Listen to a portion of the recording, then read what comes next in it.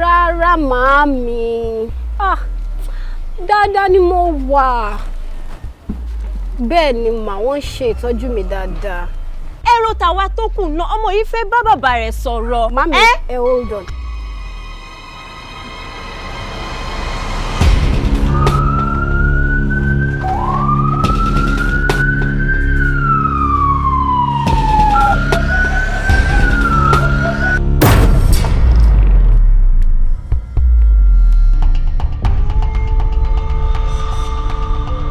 Àmọ́ mo ní ìjẹ́wọ́ ẹ̀ṣẹ̀ kékeré kan tí mo fẹ́ ṣe o. Ẹ̀rù bàbá mi pé wọ́n sin òkú lóru. Lórí bó?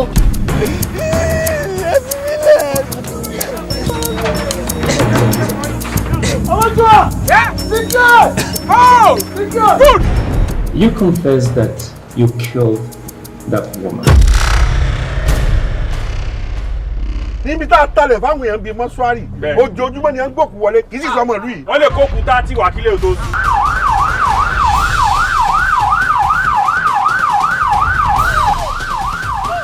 Advance!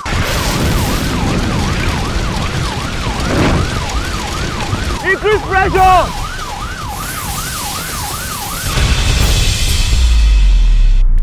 Ibi tá lọ jìn rárá o, ibi tá bọ̀. The person is in this facility. Let's go on code 211. Should we move in? No, we can't move in.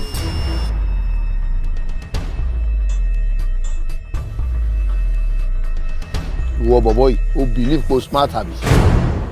Ìyẹn ni pé olówó kankan tó fẹ́ gbé fún mi. Tó bá jẹ́ pé ìyàwó ẹ̀ ni, aláyàn ò ní lọ bó ṣe lọ. Má fi lù mí mo mọ̀ jẹ́. Hello. Hello, Daddy. I love you. I love you too, baby. Kò lè yí ẹ. Ojú! Ìjẹ́ òun ọkọ̀ tí wọ́n pè nífẹ̀ẹ́. Omi tí ẹ fún wa ta mú lẹ́kọ̀ọ́. Ń gbọ́lẹ̀ ti bù.